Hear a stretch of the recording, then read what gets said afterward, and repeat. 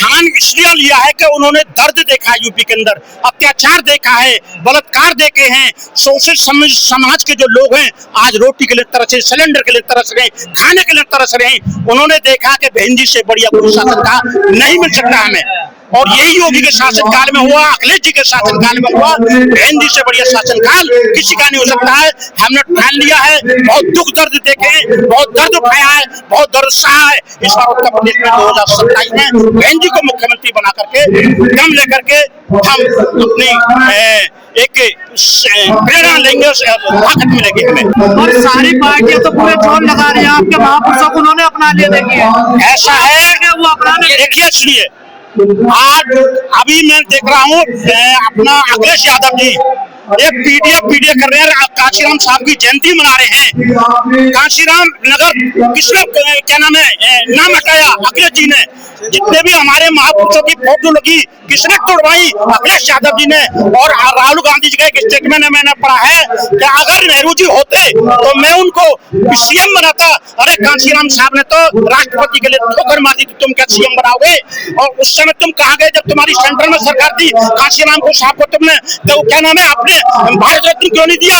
ये नौटंकी करना बंद करो, ये हम इस बात बर्दाश्त नहीं करेंगे। और 27 में बहन जी की सरकार बना के रहेंगे। हमारे समाज के लोग कांग्रेस से, अखिलेश से सावधान हो चुके हैं। ये हम लोग को गुमराह करते हैं, गुमराह होने वाले नहीं है। और आप तो बदनाम है बीजेपी की बेटी के नाम से। ये तो हमारे कुछ चंद मीडिया लोग बदनाम करती है, ऐसा कुछ नहीं है। असल में अगर इस जो बी टीम है ना, आज उसके साथ काफिला चलता है, पैसा कहां से आता है?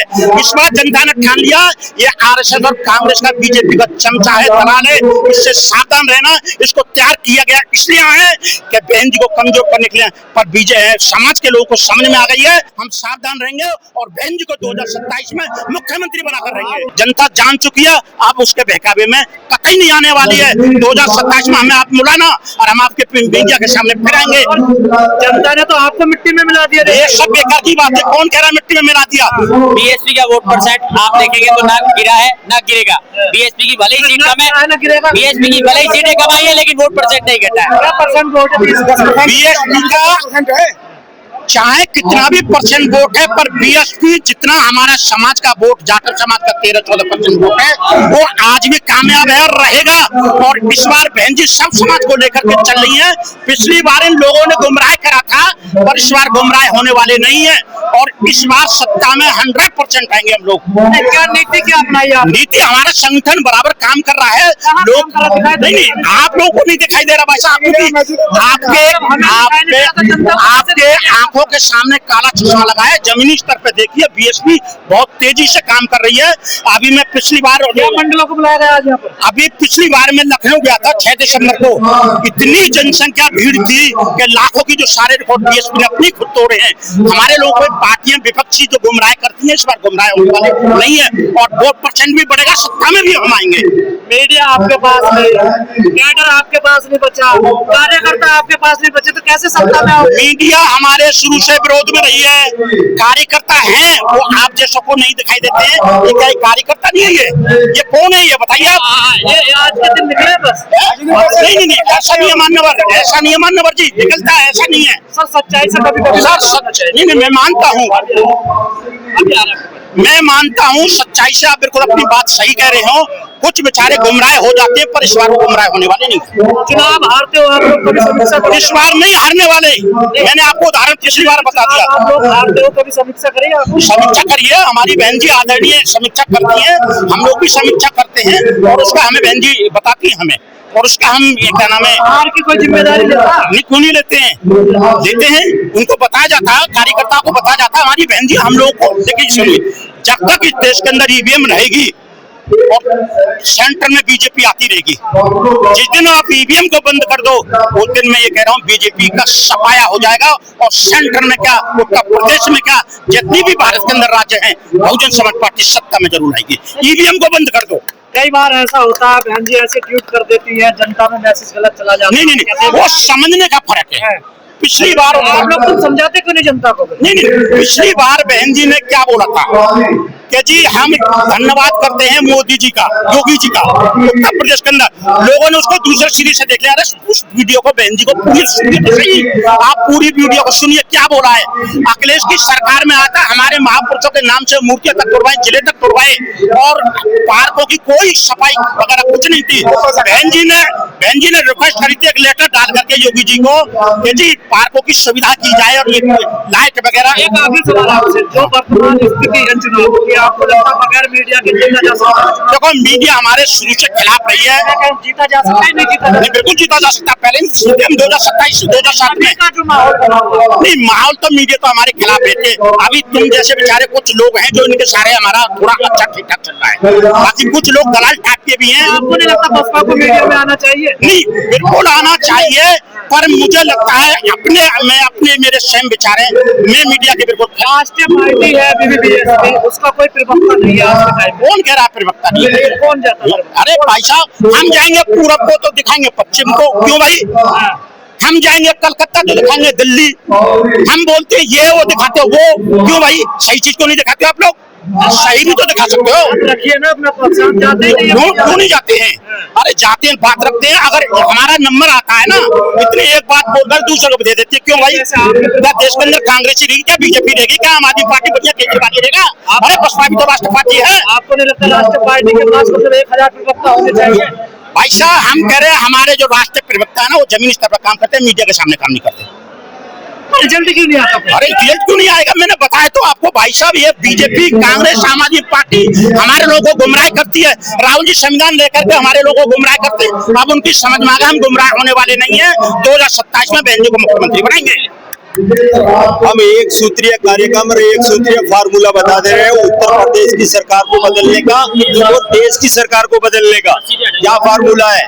ओबीसी जी से गठबंधन कर ले। बहन जी, कोई ताकत नहीं है अगर इन्हें प्रदेश क्या देश में भी हरा दे कोई पार्टी। गठबंधन नहीं करेगी तो मुस्लिम समाज पूरी तरह से बसपा के साथ है और बहन जी की सरकार 27 में 100% आनी है, क्योंकि अत्याचार बहुत हो गए। जिन्हें संविधान को सिर पर उठा करके हमारे लोगों को गुमराह किया, तब जाकर के 99 सीट आई थी। हमारे लोगों को राहुल गांधी ने, जो हमारे लोग पप्पू जी कहते हैं, उन्होंने हमारे समाज के लोगों को इतना गुमराह किया था, हो गए उस समय गुमराह।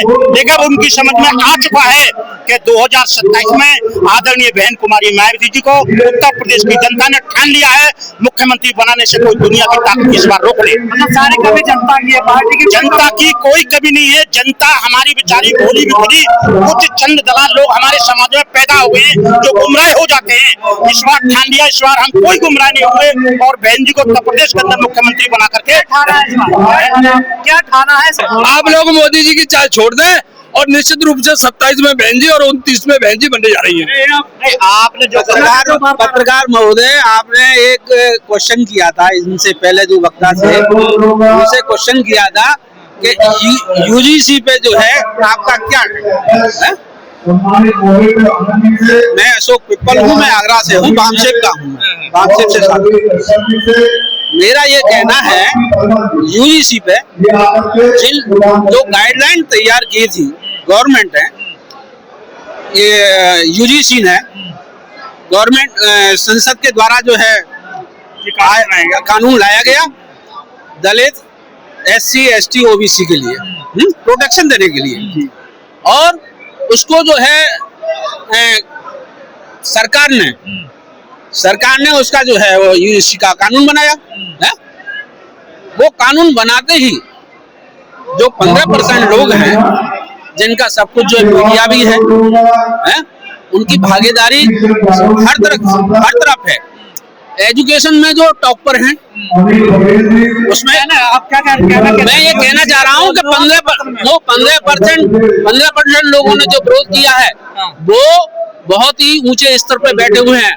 हमारे समाज के बच्चे यूनिवर्सिटियों में एडमिशन नहीं ले पाते, एडमिशन नहीं कर पाते हैं, और एजुकेशन से लेकर के अगर उसमें आते हैं। आप समर्थन कर रहे हैं, विरोध कर रहे हैं? हम समर्थन करेंगे, हम समर्थन कर रहे हैं उस चीज का। आपके नेता ने तो विरोध कर दिया, देखिए आपके नेता ने तो विरोध कर दिया। विरोध नहीं किया है, उन्होंने बात जो की है वो एक वैसी बात नहीं है। बताना जरा। उन्होंने बात की है, हमारे नेता ने विरोध नहीं किया। आप हमारे पार्टी से हैं? हमारे आप कौन सी पार्टी से हैं? हम बसपा से हैं। बसपा से। तो बहन जी ने क्या कहा इस पर? बहन जी ने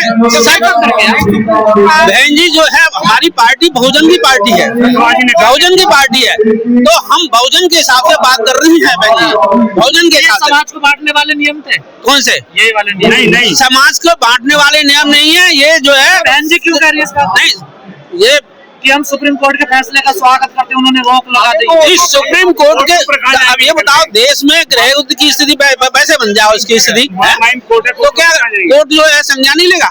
कोर्ट संज्ञान लेगा, उनकी भी बात सुनेगा। कुछ नहीं है। वो गाइडलाइन जो दी गई है वो हमारे उसमें दी गई थी SC ST OBC के लिए है।